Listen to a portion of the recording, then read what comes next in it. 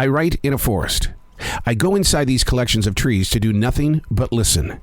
What started at the Billy Graham Library in 2015 in Charlotte, North Carolina, has evolved into a lifelong commitment and journey. Something is always moving through each and every one of us. It's our calling. These are my words. These are the lyrics from Billy's Forest. Chapter number 345, December 3rd, 2022. When nature plays together.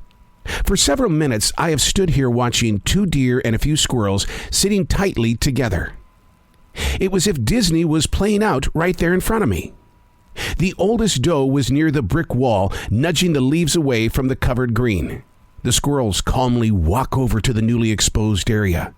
They look at the peaks of the leaves and then the dirt. Not one animal did anything to push the other away. Because deer are such a normal part of our lives, I do wonder if we're seeing the same herd every day. Or are the deer travelers? Which would make the squirrel-deer relationship even more interesting. Now, research does show that deer are creatures of habit. They do bed in the same location every day. Or at least until the bucks begin to move, and in some cases, that's when the doe have got to move on as well.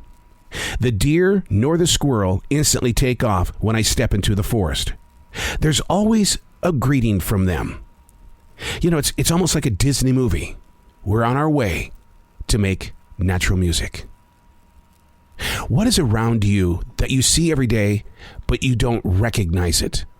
Seems like a blind spot in the wall, doesn't it? You experience it, but you don't recognize it. It's always with you, but you don't talk about it. We all have those moments where we step into something, and because we all are creatures of habit, we don't make a move unless somebody pushes us like the buck when it comes to the doe.